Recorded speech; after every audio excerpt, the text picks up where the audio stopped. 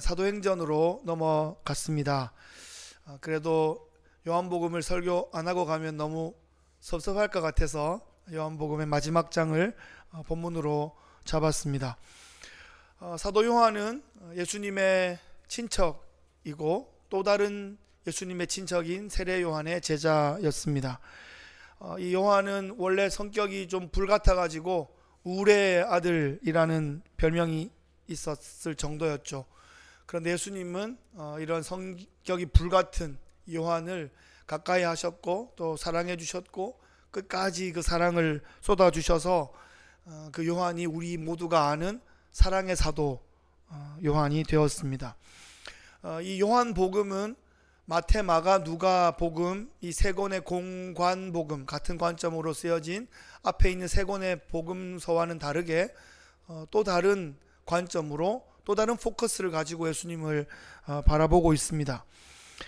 공관복음이 고난당하시는 그 예수님의 인성에 초점을 맞춘다면 요한복음은 영광 받으시는 하나님의 아들에 초점을 맞춥니다.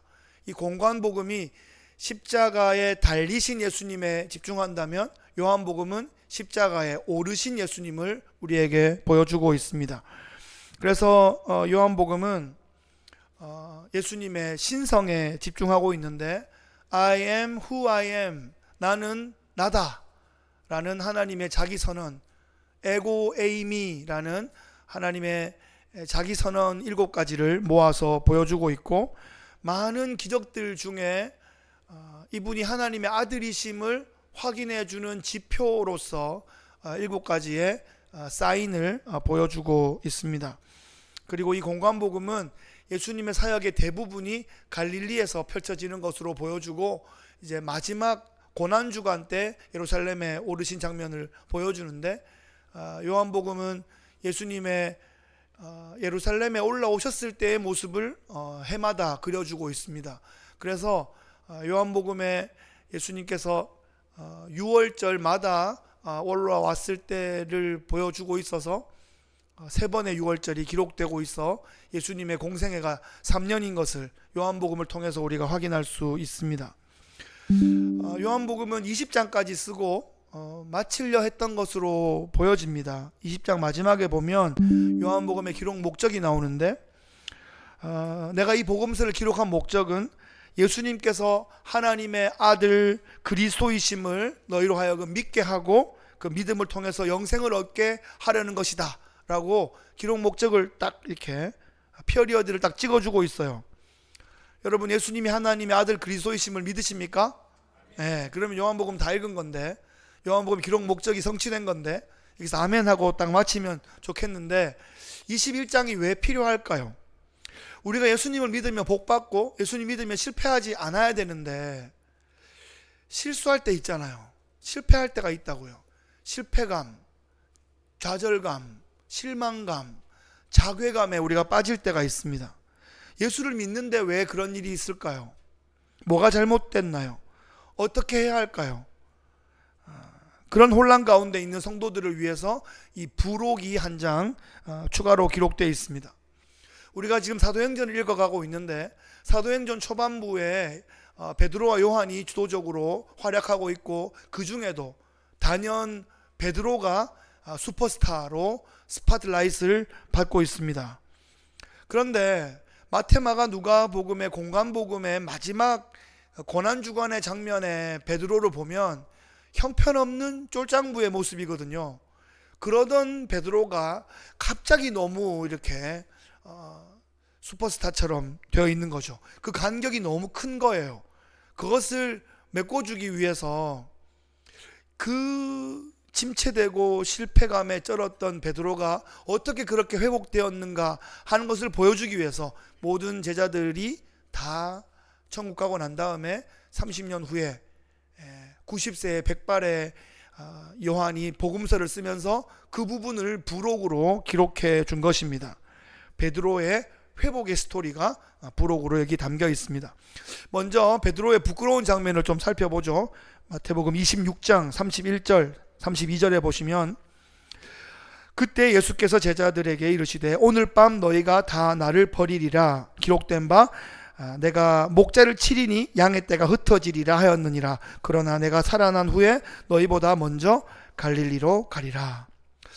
여기까지만 보겠습니다. 이어지는 구절은 어떤 거냐면 베드로가 내 친구들은 다 주를 버릴지라도 저는 결코 주를 버리지 않겠습니다. 이렇게 하니까 예수님이 너 말 잘했다. 오늘 밤 닭 울기 전에 네가 3번 나를 부인하리라. 결코 그런 일은 없을 겁니다. 그러니까 모든 제자들이 저도요 그런 일은 없습니다. 이렇게 했던 장면이 거기에 기록되어 있습니다. 그러다가 이 제자들이 최후의 만찬 그 자리에서 성찬식과 또 세족식이 있었죠. 그 이후에 몇 시간이 지나지 않아서 모두 다 예수님을 버려두고 도망치고 부인하고 두려워 숨어있고, 그러다가 예수님 부활했다고 여자들이 얘기하니까 그 여자들 막 미친 사람 취급하고 막 그랬습니다. 이 예수님 제자들이 예루살렘에서 완전히 공황장애, 대인 기피증, 외상 후 스트레스 장애 이런 거 다 덮어쓰고 있었습니다. 이런 제자들을 통해서는 도저히 무슨 일을 할 수 없는 그런 지경이 되어 있었죠. 그런데 예수님은 이 제자들을 이대로 두시지 않았습니다. 이대로 두실 수 없습니다. 왜냐하면 예수님은 올라가셔야 하고 제자들은 남아서 예수님이 남은 구원의 사역을 행해야 하기 때문에 이 제자들은 반드시 회복되어야 하는 거예요. 예수님께서는 이 제자들을 그 트라우마의 땅 예루살렘에서 빼내셔서 갈릴리로 부르셔서 그들을 위한 힐링 캠프를 차려주셨습니다. 마태복음 28장 10절에 보시면 예수님께서 여인들에게 이렇게 말씀하세요. 이에 예수께서 이르시되 무서워하지 말라. 가서 내 형제들에게 갈릴리로 가라 하라. 거기서 나를 보리라 하시니라.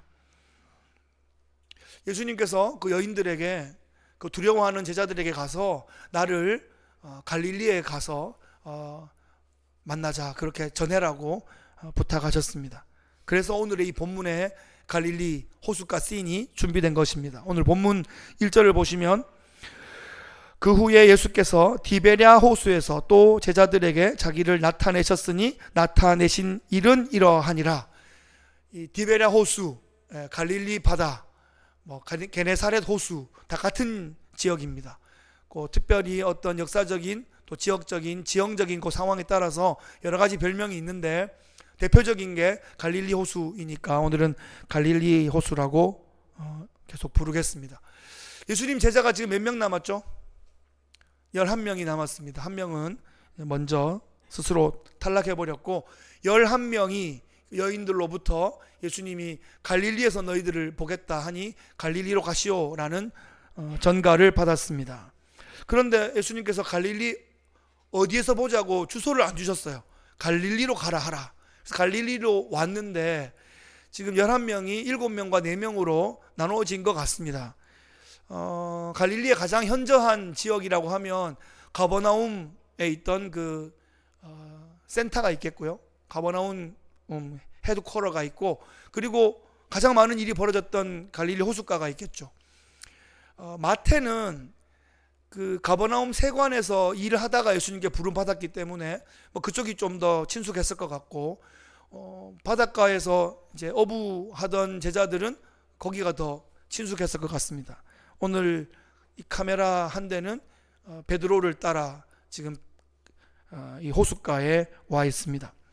2절 말씀해 보시면 갈릴리 호수팀 7명의 명단이 나오고 있습니다. 시몬 베드로와 디두모라 하는 도마와 갈릴리 가나 사람 나다나엘과 세베대 아들들과 또 다른 제자 둘이 함께 있더니 7명이죠. 저자 요한이 지금 이 현장에 함께 있는 겁니다. 그들은 갈릴리 호숫가에서 대대로 어부로 살았습니다. 세례 요한이 예수님께 세례를 준 곳은 요단강 나루터인데 거기서 예수님을 처음 만나긴 했는데 이 사도 요한과 베드로와 다른 제자들이, 어부인 제자들이 예수님께 풀타임 제자로 전격적으로 부름받은 것은 그 요단강이 아니라 갈릴리 호숫가였습니다. 그때도 갈릴리 호숫가에서 이 제자들은 이미 예수님의 제자였어요. 그러니까 파타임 제자이면서 여전히 어부의 일도 동시에 하고 있었습니다. 이 갈릴리 호수에서는 이 제자들이 주님과 함께한 추억이 참 많습니다. 처음 부름받은, 그러니까 풀타임으로 새롭게 부름받은 자리가 거기이기도 하고, 폭풍우 치는 갈릴리 호수에서 파도를 잠잠케 하는 그런 기적적인 장면도 보았고, 물 위를 걸어오시는 주님을 보고 막 배 밖으로 막 뛰어나가서 막 걷다가 빠졌다가 다시 구원받은 그런 일들도 있었고, 사람들이 해변으로 막 몰려드니까 사람들을 해변에 앉히고 예수님이 배 위에 오르셔서 해변에 있는 군중들에게 말씀을 전하신 그런 많은 장면들이 있습니다. 그리고 호숫가에서 이렇게 위로 이렇게 보면 언덕들이 있는데, 그 언덕이 이제 팔복을 가르치셨던 산상수훈의 그 자리이고, 또 베세다 빈들도 바로 그 위쪽에 다 있습니다. 예수님과의 대부분의 사역이 갈릴리 호수와 그 주변에서 이루어졌었죠. 갈릴리 호수에는 그렇게 예수님과 함께한 추억이 참 많았습니다. 7명의 제자들이 하루 종일 호숫가에 앉아서 갈릴리 호수를 바라보며 물멍을 때리고 있습니다. 요즘 한국에서 여러분 멍때리기 대회라는 거 있는 거 아십니까? 멍때리기 대회가 있어요. 10년 전에 서울시청 앞에서 제1회 멍때리기 대회가 있었고요. 그 이후에 이게 점점 국제적으로 발전해서 대만, 도쿄, 홍콩에까지 국제적인 대회를 했다가 올해가 제10회여가지고 다시 한국으로 와서 한강 멍때리기 대회가 제10주년을 기념하여 있었고, 여러분 유튜브가 찾아보면 다 나옵니다. 각계각층의 많은 사람들이 참여했고, 방식은 이렇습니다. 이게 심장 박동기를 다 달고요. 그리고 이제 90분 동안 멍 때리고 있으면 됩니다. 이렇게 멍. 현대인들이 불안, 초조, 염려, 우울, 스트레스가 너무 많아가지고 뭔가 그걸 좀 덜어보자 하는 그런 취지에서 멍 때리기 대회를 하고 상도 주고 그렇게 하고 있습니다. 그런데 2000년 전에 베드로를 비롯한 이 7명의 제자들이 갈릴리 호수에서 해질녘까지 그 물멍을 때리고 있습니다. 시대를 앞섰던 7인의 제자들에게 어떤 일이 벌어지는지 살펴봅시다. 과연 침묵을 깬 것은 베드로였습니다. 이 베드로는 그 사교형이고 다혈질이고 슈퍼 외향형이죠. 예수님의 수제자로서 12제자의 대표이기도 했고, 수많은 군중들을 통솔했던 그런 리더였는데, 예루살렘에서 아주 처절하게 실패하고 지금 우울과 낙심 가운데 낙향해가지고 갈릴리 호수에서 멍을 때리고 있습니다. 자기 스스로를 돌아보니까 참 너무 한심하기도 했을 거예요. 지난 3년간의 시간들이 파노라마처럼 막 지나가는데 일장춘몽 같기도 하고, 내가 무슨 한바탕 심하게 꿈을 꾼 건가 싶기도 하고, 지금 나는 뭐 하고 있나 이런 생각도 들고 말이죠. 그러다가 베드로가 자리를 박차고 일어섭니다. 나는 물고기 잡으러 가노라. 그러고 일어서니까 제자들이 막 다른 친구들도 따라 일어서고 있습니다. 여러분, 나는 물고기 잡으러 가노라 하는 이 베드로 마음을 좀 이해하시겠습니까? 나 전직 프로페셔널 어부였는데, 한때 이 갈릴리 최고의 어부였는데, 그때 내가 수산회사 차리지 않고 내가 이 모든 것, 배와 그물과 가족들 다 버려두고 예수님을 따랐었는데, 지금은 예수님도 없고 사람 낚는 어부가 되겠다더니 사람도 안 보이고 아무도 나를 찾지도 않고 갈릴리 호수만 그대로 있네. 그리고 물을 계속 쳐다보다가, 나는 내가 할 줄 아는 게 물고기 잡는 것밖에 없으니까 뭐라도 해야 되니까 나는 물고기나 잡으러 갈란다 하고 나서고 있습니다. 참 이 베드로의 마음을 좀 이해하면 좋겠어요. 대대로 이어온 그런 그물질이니까 그 실력이 어디 가겠습니까? 물고기 잡으면 먹고 살 수는 있겠죠. 근데 베드로가 일어서니까 이제 6명의 제자도 우르르 따라 일어선 거죠. 역시 베드로는 반장입니다. 인플루언서였습니다. 갈릴리 호수의 고기잡이는 주로 밤에 이루어집니다. 그건 여러분들 배우셨던 대로 그렇습니다. 밤에 물고기 잡이를 하는 이유는 낮에는 너무 뜨거워가지고 물고기들이 시원한 물바닥 속으로 막 들어가기 때문에 이제 잡을 수가 없고, 밤 되면 시원해지니까 물고기들이 위로 막 올라오잖아요. 그리고 낮에는 햇빛이 너무 세가지고 그물이 다 보여요. 근데 밤에는 그물이 잘 안 보이고, 또 낮에는 너무 더워서 일하기가 힘든데 밤에는 시원하기도 하고, 또 밤에 잡으면 그 당시에 또 냉동 기술이 별로 없으니까 아침에 시장에 바로 내다 팔 수도 있고, 그래서 여러 가지 이유로 갈릴리에서는 이제 밤 낚시, 밤 그물질을 했습니다. 베드로가 예수님을 처음 따랐을 때 배와 그물과 가족들을 다 버려두고 예수님을 따랐다 그랬는데, 다시 3년 만에 찾아온 이 갈릴리 바닷가에서 다시 그들이 탈 배와 그물들이 있었던 것 같습니다. 여하튼 이 7인의 제자들은 전에 하던 방식대로 밤에 그물을 준비해서 배를 타고 나섰습니다. 대대로 그런 방식으로 수백 년 수천 년간 그렇게 물고기를 잡고 있었습니다. 베드로는 물고기의 뇌 구조와 행동 패턴을 완전히 꿰뚫고 있습니다. 그런데 희한한 일이 벌어집니다. 3절에 보시면 시몬 베드로가 나는 물고기 잡으러 가노라 하니 그들이 우리도 함께 가겠다 하고 나가서 배에 올랐으나 그날 밤에 아무것도 잡지 못하였더니, 밤새도록 그물질을 했는데 한 마리도 잡지 못했다는 겁니다. 여러분, 이럴 수는 없는 겁니다. 이러기가 쉽지 싶은데 이러기가 정말 쉽지 않습니다. 갈릴리 호수에 물고기가 한 마리도 없지 않는 이상 밤새 배 몇 대가 가가지고 7명이 막 그물을 던지는데 한 마리도 안 잡힐 수가 있을까요? 밤이 되면 시원해진 수면 위로 물고기가 올라오게 되어 있고, 밤눈이 어두워서 그물을 잘 못 볼 거고 분명히 그물에 우수수 걸리게 되어 있는데 날이 셀 때까지 한 마리도 못 잡고 있는 겁니다. 아니, 수십 마리까지는 몰라도 한 마리도 못 잡을 수가 있냐 이 말이죠. 여러분, 사지선다형 100문제 100점 맞기도 어렵지만 빵점 맞기도 어렵습니다. 그렇죠? 막 찍어도 20점은 맞잖아요. 근데 이걸 빵점을 맞았다는 거예요. 이거는 문제를 다 알지 않으면, 답을 다 알지 않으면 빵점 맞기가 어렵습니다. 그러니까 뭔가 이 물고기의 모든 형질을 다 알고 계신 분이 개입하셔서 조작했기 때문에 이게 한 마리도 못 잡는 일이 있지, 지 실력으로 하면 분명히 몇 마리는 잡히게 돼 있다는 말이죠. 그 어렵다는 빵점을 맞으면서 한 마리도 못 잡는 상황에서 이 제자들이 새벽을 맞이하고 있습니다. 오늘의 이 새벽의 이 현상은 보이지 않는 손이 개입한 것입니다. 여러분, 데자뷰라는 거 아십니까? 데자뷰. 저는 어릴 때부터 이 데자뷰 현상을 되게 많이 경험을 했습니다.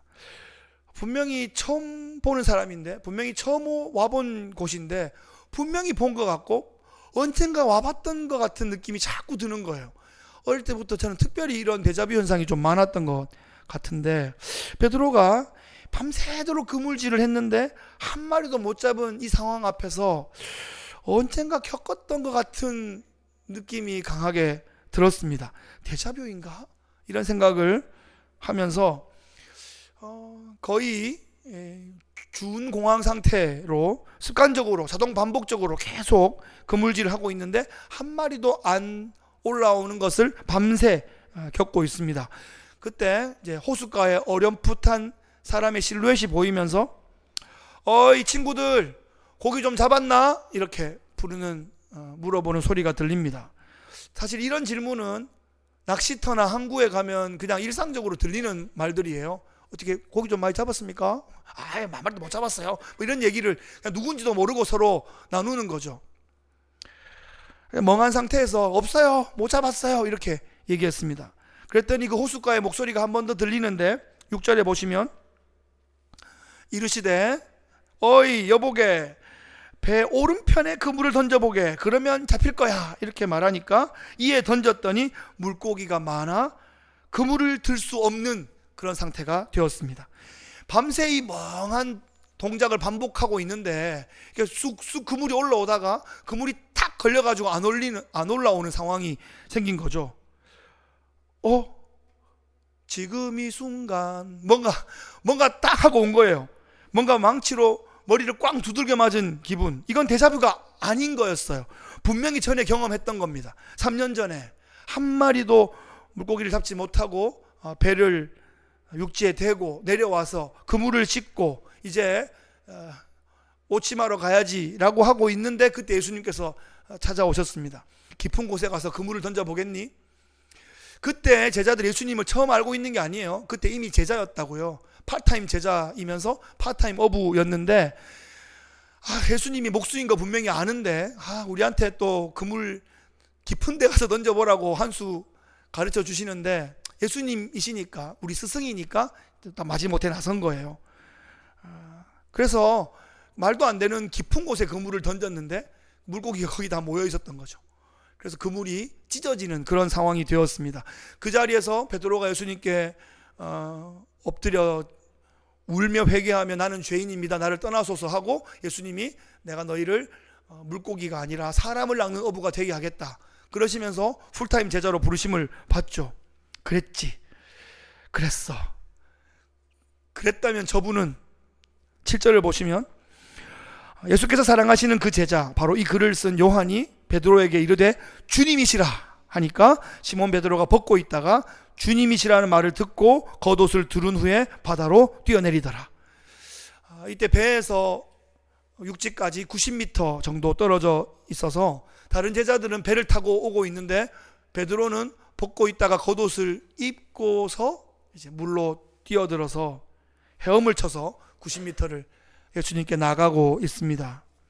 9절에 보시면 육지에 올라보니 숯불이 있는데 그 위에 생선이 놓였고 떡도 있더라. 예수님께서 그 제자들을 위해서 아침상을 차려놓고 기다리고 계십니다. 예수님은 언제 어떻게 숯불을 피우셨을까요? 물고기는 어디서 났을까요? 떡은 어디서 났을까요? 궁금하죠? 성경이 말을 해주지 않으면 그냥 믿으면 됩니다. 예수님이 뭐 숯을 못 만들겠습니까? 불을 못 만들겠습니까? 예수님이 물고기 몇 마리 나오라 그러면 물에서 뛰어 올라올 거고, 어떻게든 예수님께서 상을 딱 차려 놓으셨습니다. 밤새 빈 그물질에 지친 그 제자들을 위해서 아침밥을 따뜻하게 준비해 놓으신 겁니다. 세상에서 제일 맛있는 음식이 저는 밤새 일하고 새벽에 따뜻한 음식 먹었을 때였던 것 같습니다.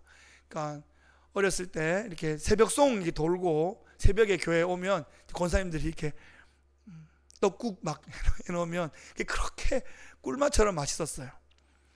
크리스마스 무렵이니까 이제 일주일 뒤에 설날인데 떡국 막 세 그릇 먹으면 3살 미리 먹는다고 막 몇 그릇씩 먹고 했던 기억들이 있습니다. 예수님이 제자들을 다 아십니다. 그들의 상황을 다 아십니다. 그들의 심리를 다 알고 계세요. 그들의 실수도 아시고 그들의 허물도 아시고 그들의 모든 불신의 대화들도 아시고 지금 형편과 처지를 다 아십니다. 그런데 예수님은 이 제자들을 지금 훈계하시는 것이 아니라 따뜻한 밥상을 차려주고 계십니다. 훈계할 게 얼마나 많겠어요. 우리는 자녀들 별로 혼낼 것도 없는데 막 리스트를 막 해가지고 엄청 막 쪼아대고 혼내잖아요. 나중에 돌아보면 기억도 안 나요. 뭘 그렇게 잘못했는지 기억도 안 나는데 그렇게 혼낸 기억만 나요. 그런데 예수님은 혼낼 게 얼마나 많아요. 엄청 혼낼 게 많은데 혼 안 내시고 아침상을 지금 차려주고 계시잖아요.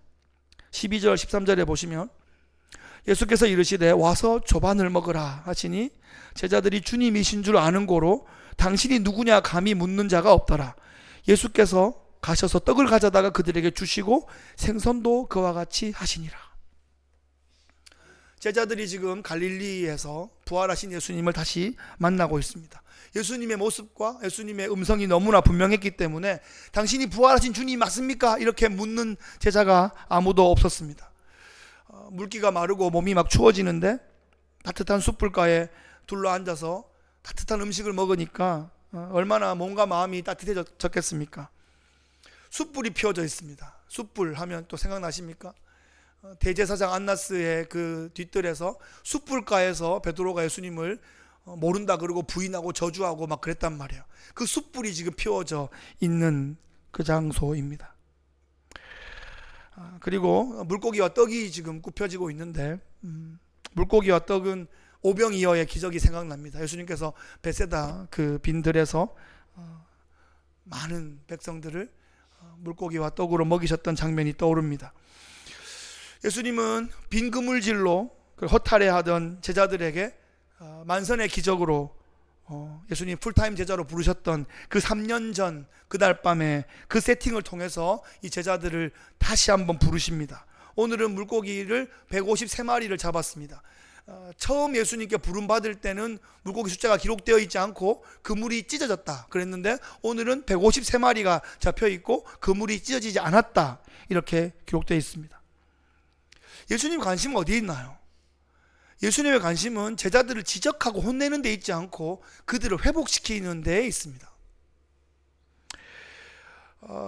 미국에 처음 유학을 와서 아마 둘째 해쯤에 이 본문을 가지고 요한복음 같이 스터디를 한 적이 있는데, 지금 버지니아에서 목회하고 있는 친구 목사가 이 본문을 보면서 이렇게 얘기했습니다. 예수님께서 만약에 베드로를 지적하려고 했으면 숯불에 떡과 물고기를 구울 게 아니라 통닭을 돌리고 있었을 거다. 베드로야, 이 통닭 보면 뭐 생각나는 거 없나? 이렇게 말이죠. 지금도 예루살렘에 가면 베드로 통곡교회라는 교회가 있는데, 그 베드로 통곡교회 가보신 분 계세요? 거기 도움으로 되어 있는 그 제일 위에 닭이 한 마리 딱 얹혀져 있습니다. 베드로 하면 닭이죠. 닭 보면 베드로가 생각나고, 오 하면 베드로는 또 막 우는 겁니다. 아이고 저놈의 닭 소리가 들릴 때마다, 팔레스타인의 닭 소리가 들릴 때마다 이렇게 예수님을 부인했던 그날의 그 통곡을 다시 재현하는 베드로의 모습이 떠오릅니다. 어릴 때 애들을 키우다 보면 너 커서 뭐 하고 싶어? 이런 거 막 물어보잖아요. 그렇게 물어보다가 애들이 다 대학을 가버렸는데, 저도 엄청 물어봤거든요. 그러다가 나는 어릴 때 뭐 되고 싶었나 이게 생각을 해보는데, 제일 처음 뭐 되고 싶었던 게 10살 때 통닭집 사장이 되고 싶었습니다. 내가 하는 김에 대한민국에서 가장 큰 통닭집 사장이 되리라. 아버지 개척교회를 하실 때 처음에는 주공 아파트에 있다가 얼마 안 있어서 시장 쪽으로 이사를 했어요. 뭐 이사한 이유는 잘 모르겠습니다. 뭐 가격 때문에 그랬는지 모르겠지만, 하여튼 그 저희 집으로 가려면 한과 만드는 집을 지나서, 참기름집을 지나서 이렇게 집을 가서 온갖 냄새들을 맡고 가고 있는데, 통닭집은 저 건너편에 있었는데 하여튼 그 시장에 집이 있었거든요. 그래서 그 다니면 온갖 냄새들이 이렇게 저를 막 자극하는데, 통닭 냄새가 너무 좋았고 통닭을 어쩌다 한번 먹으면 너무 행복했습니다. 그래서 내가 통닭집 사장이 돼가지고 엄청 먹어야지 뭐 이런 순진한 생각을 했었어요. 그러면 만약 그 꿈이 실현됐다면 저는 통닭집 이름을 베드로 통닭집이라고 짓고 닭을 튀길 때마다 주여 주여 하면서 회개하는 마음으로 맛있게 튀겼을 것 같습니다. 그런데 주님은 베드로가 이 닭을 전혀 기억하지 못하도록 따뜻한 생선과 떡을 구워서 아침을 차려주십니다. 오늘 이어지는 본문에 보면 그 숯불 앞에서 3번 부인했던 베드로에게 다시 한번 3번을 주님, 제가 주님을 사랑합니다 라는 고백을 하게 하시며 스스로를 치유하게 도와주시죠.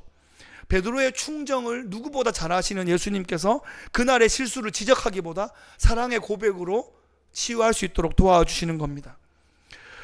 예수님께서는 얼마 전 그 예루살렘에 있었던 고난주간과 부활절 그 어간에 정말 실망하고 낙심하고 무너졌던 그 제자들을 갈릴리로 부르셔서 첫사랑의 땅, 첫 사명의 땅, 사역의 전성기의 땅, 그 갈릴리로 부르셔서 치유와 회복의 힐링 캠프를 지금 펼쳐가고 계십니다. 제자들은 이날 예수님의 세심한 도우심으로 그들의 트라우마가 많이 치유됐을 겁니다.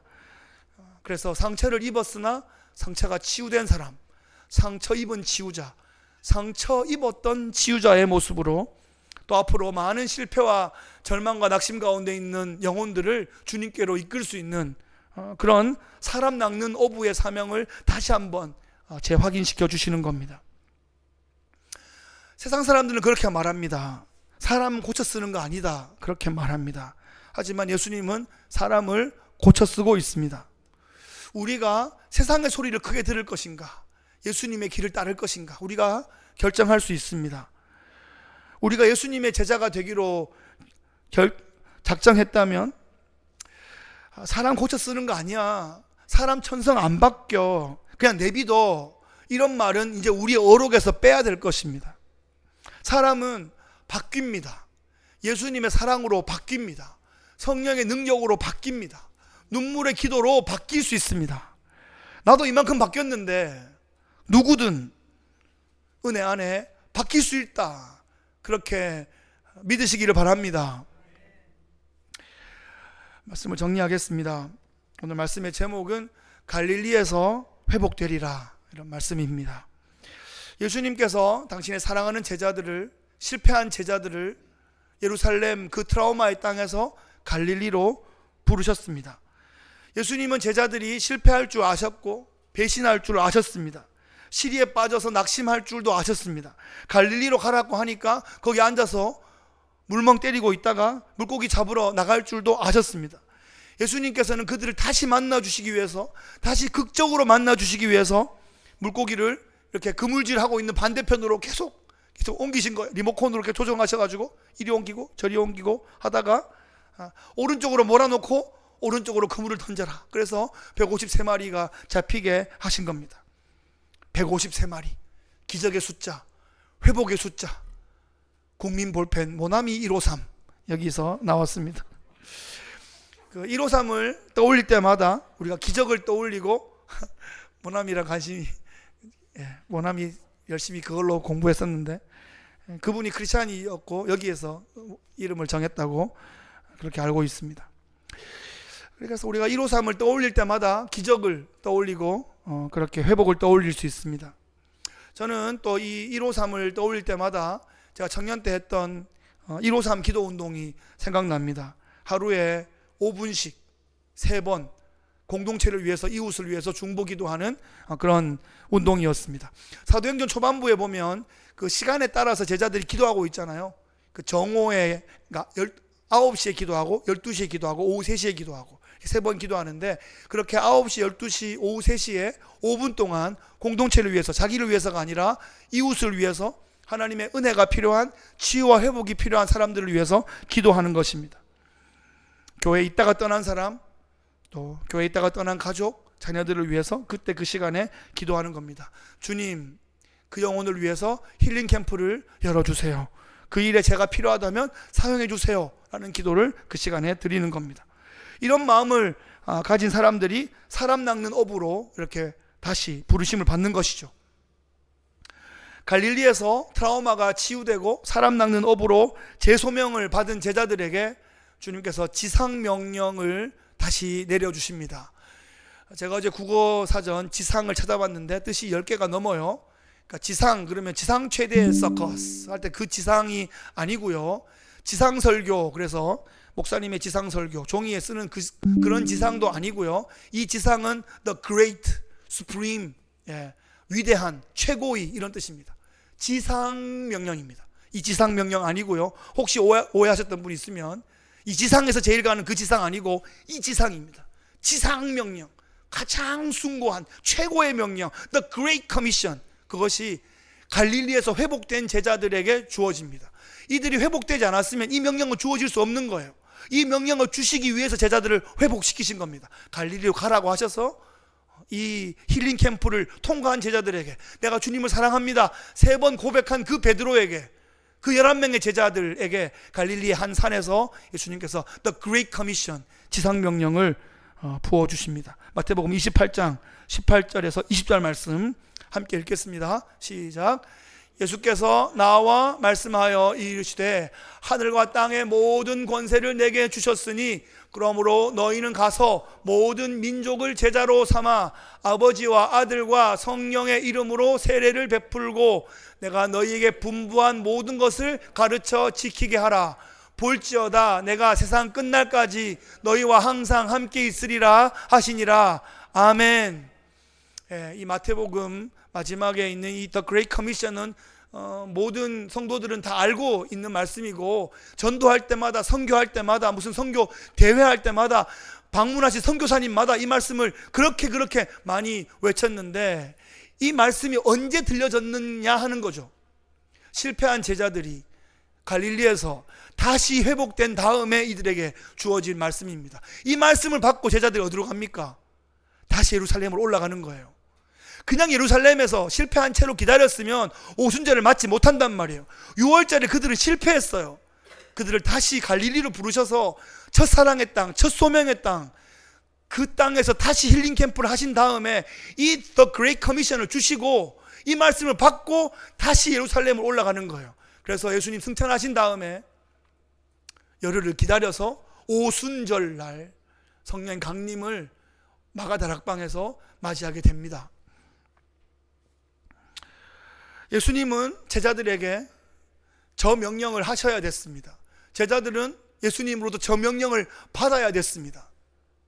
The Great Commission, 이것을 받아야 예수님의 남은 구원의 사역을 제자들이 펼쳐갈 수 있잖아요. 그런데 실패한 제자들은 준비가 되어 있지 않았습니다. 예수님께서 갈릴리에서 다시 회복시킨 다음에 이 위대한 명령을 주시고 마지막에 세상 끝날까지 내가 너희와 항상 함께 하겠다 하시는 임마누엘의 약속을 더불어 주십니다. 이제 우리가 사도행전을 읽고 있는데 이렇게 회복되고 이 지상명령을 받은 제자들이 오순절 성령 강림을 받고 이제 사도행전 28장 이 맞춰지는 그 순간까지 거침없이 담대하게 복음을 생명 걸고 증거하는 거죠. 사랑하는 성도 여러분, 우리에게 치유가 필요합니다. 우리에게 회복이 필요합니다. 그 상처받은 그대로 내비두면 안 됩니다. 거기다가 누가 계속 명령하고 누가 푸시하고 누가 어떻게 해도 잘 안 됩니다. 그게 치유되어야 됩니다. 예수님은 여러 방식으로 우리를 계속하여 치유하시고자 하십니다. 갈릴리로 와라, 갈릴리로 와라. 각자의 갈릴리가 다 다를 거예요. 예수님 첫사랑의 땅, 첫 소명의 그 자리, 그 믿음, 그 순간, 그 고백, 그 자리로 돌아가는 거예요. 다시 한번 주님을 새롭게 거기서 만나는 거예요.